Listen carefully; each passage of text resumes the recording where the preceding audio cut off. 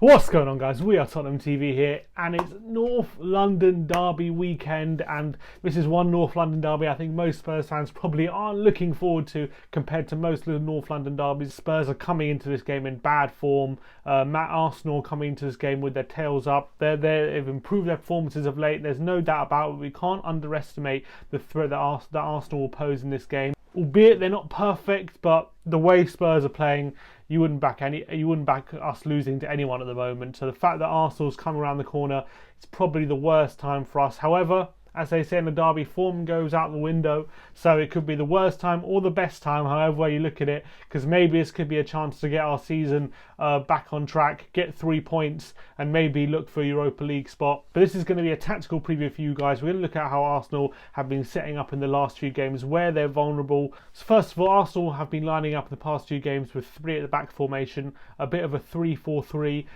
kind of formation. If we look at the lineup they had against Leicester, they had Martinez, obviously, who's deputising for the injured Leno, back 3 of Mustafi, Luiz and Kolasinac, with Bellerin, Sabas, Xhaka and Tierney in the midfield, Saka, Lacazette and Aubameyang up front. Now, this formation has been working for them relatively well in the past few games. We've seen ever since they started to play 3 at the back at Southampton, their expected goals has gone up quite a lot, and their expected goals is higher than the opposition for each of their last 4 games. So it really shows an improved performance from Arsenal.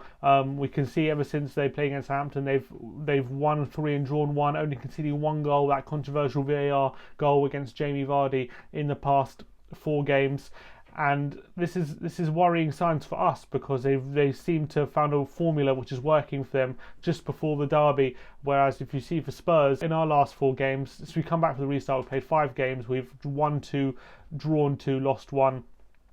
Although the Bournemouth game feels like a defeat the way we played, but more importantly, our expected goals, only in the West Ham game have we outperformed the opposition in the expected goals chart. The other games we also did in Everton, but only slightly.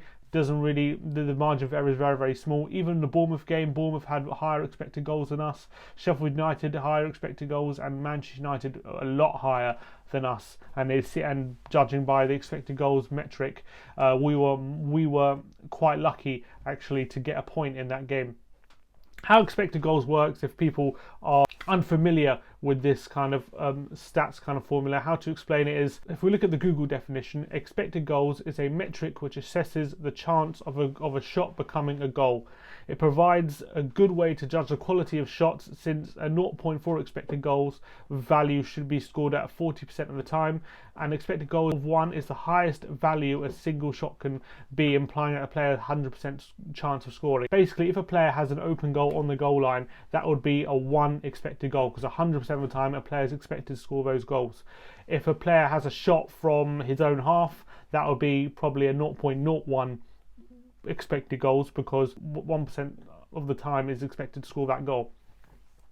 So when you see a team having higher expected goals than the opposition, it means they have higher quality chances than the other team, because their chances have a higher percentage of going in. And although you might not take those chances, it's a good metric to determine how well a team is playing and how many good quality chances a team is creating at any one time. It's exactly what Arsenal are doing. It's exactly what Spurs are not doing at the moment, which is worrying signs for us. But going back to the lineup, if we look at their lineup and how it's going to match up with ours, I'm saying Spurs are going to play a 4-3-3 again. This 4-3-3 formation I think gives us better balance in terms of defensive solidity and attack. The only one problem is we've become quite blunt in attack in the past couple of games since we moved to 4-3-3. We've kept 2 clean sheets, which is a positive. However, the attack has been blunted a bit. Lo Celso has looked tired. A lot of creative responsibility has fallen on his shoulders, and he got taken off at half-time against Bournemouth. Bournemouth sat very deep and made it very, very hard for us to break the lines. And with the 3 central midfielders, especially with Lo Celso off the pitch, it was very hard to pick the lock and break him down. Arsenal, however, are going to be a lot more offensive, I feel. They're not going to make it easy for us, because defensively they've improved recently. But I think they're going to come and try and win the game. As for Bournemouth, they were kind of happy for a point, I felt. Again, a lot of the creative burden is going to fall on Celso, but it's possible we could outnumber Arsenal in the centre because they like to have a double pivot of Ceballos and Xhaka. Obviously, this could be subject to change unless they change their formation, but this formation has been working for them.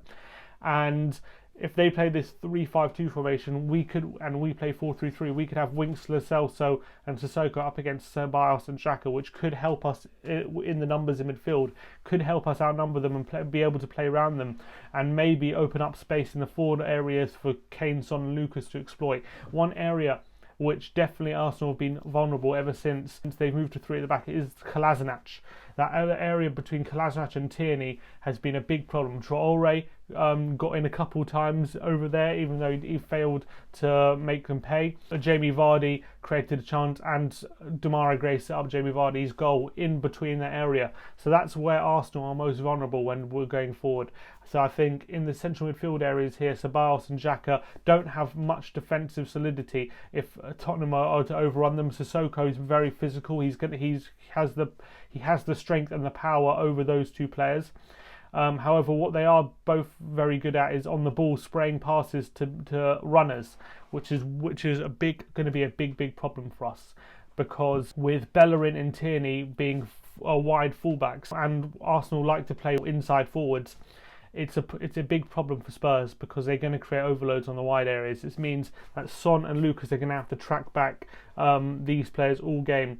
And with them being tracked back and forced back, I can see this blunting our attack quite significantly, because I feel Son and Lucas, with them tracking back a lot, they, especially with Son, it been a big problem ever since Mourinho's come, and it's definitely been a massive problem ever since the restart.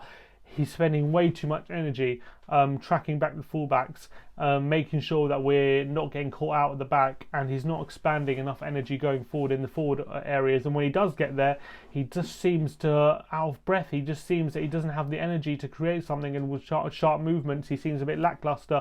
He doesn't seem to have that sharpness in front of goal, or even to get away from a defender. He just doesn't have it, and that's a big problem for Spurs, and especially with Bellerin, who's got a lot of pace.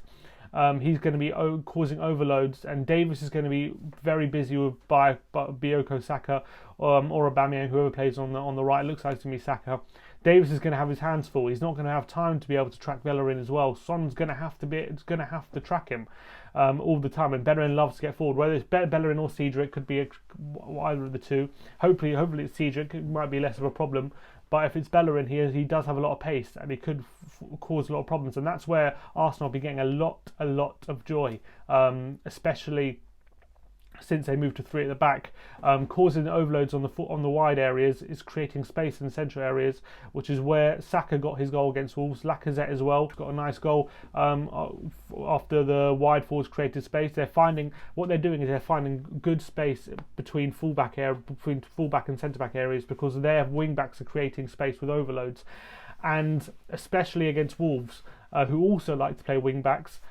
Arsenal are able to find that space behind the wing backs with their inside forwards, and that caused space in the centre, which is giving them a lot of joy. And against Leicester as well, who played 4 at the back like we're going to play, they also found a lot of joy in between the fullback and the centre back with the inside forwards, because the wide wing backs are causing a lot of issues for teams to track. So this could be a big problem, especially because we've got Aurier and Davis, who have played both games in midweek, not had a rest. I can see they're going to be tired. Arsenal have played 48 hours before us, so they're going to have 48 hours rest ahead of the game. I can see this being a big issue. Tottenham are going to have to find some extra energy from somewhere, because Aurier and Davis I can see having a real torrid time against the wing backs, and if Lucas and Son aren't tracking back totally, which they're going to have to, it could be a big issue. One other option is obviously we've got a spare central midfielder, so either Winks or Sissoko can cover either fullback area if Son and Lucas aren't getting back in time. But then that obviously gives more space for Xhaka and Ceballos to potentially move around in. And what they're very good at is, especially Xhaka, he's very good at long range passing. And if you give him time and space, and if you get Aubameyang on a run, he's going to be able to find space in behind, and that could be a big issue for us. And we're going to need Aurier to be able to be tucking in. We're going to need him to be tucking in, because if we leave Aubameyang one-on-one with Alderweireld, it could be trouble. And then that's not to leave either Saka, it'll be either Nketiah or Lacazette up front. Both of them have pace to burn in behind. Lacazette not as much pace, he's more likes the ball into feet, but Nketiah has definitely got pace to burn.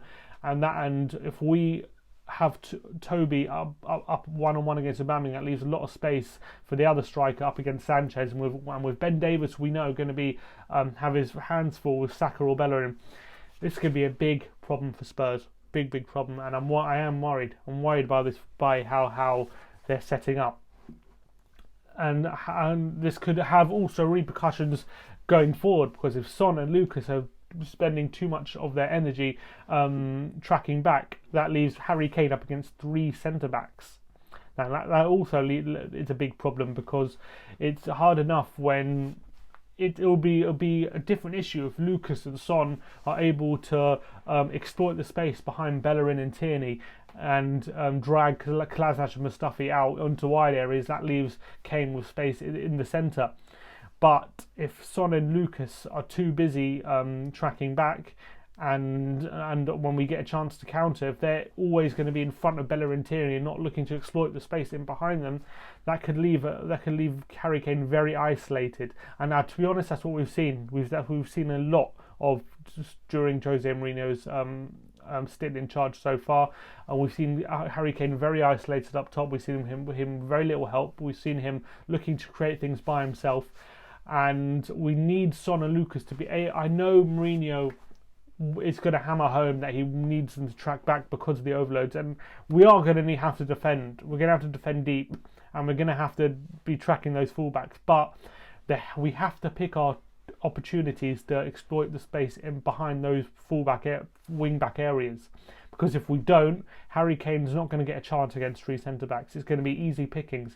However bad those 3 centre-backs are, and however good Harry Kane is, you can't have one striker up against 3 all the time and expect it to bring fruitful results. It's not going to happen. Tottenham are going to. What's going to happen is we're going to get frustrated. Whenever we get the ball, we're going to be looking for an out ball, and we're going to have a isolated Harry Kane up front. We're going to have Son and Lucas very tired going forward because they've been spending so much of the game tracking back. And unless we adjust our tactics to maybe take some risk in terms of going forward, and hopefully we can exploit those space in between the fullbacks and maybe in the central areas as well, I'm struggling to see where we can pinpoint, because apart from those areas, Arsenal are pretty well covered, and they've got a winning formula. They're in form, and I really hope that Lucas and Son. Obviously, we've got options on the bench with Bergwijn and Lamela to come on. Hopefully, they can come on there with extra energy and be able to, if Tierney and Bellerin start to tire and they're not substituted, hopefully they're going to be able to come on and exploit the space left behind. But if not, it could be a big issue for Spurs. It could be a big issue. Hopefully, Lo Celso can step up and he can exploit the space that there should be in the centre of midfield if Ceballos and Xhaka are in a double pivot. Those are the main areas. And obviously, if Aurier can get forward like he does, which I imagine he might be told not to get forward as much just because of the threat of Aubameyang is so big. But if he does get forward, it would definitely drag Tierney out to Aurier, and that could leave a lot of space for Lucas up against Kolasinac, which is the big weak point of Arsenal in that back four. Is that Kolasinac, because he's not a natural centre back. And a few times he's lost his concentration in the games against Wolves and against Leicester. So that's how I see the game going. Obviously, I think if Sissoko can get a physical battle up against Xhaka, I think he could win that. He could win that physical battle, so that could be good for us. But Xhaka, if he's given too much time on the ball, it could be a problem. If I'm pushed for a result, obviously I can't have Arsenal winning this game. This is what worries me so much. Arsenal can't win in the first North London derby at White Hart Lane. I'm just at the new Tottenham Hotspur Stadium. I'm just worried.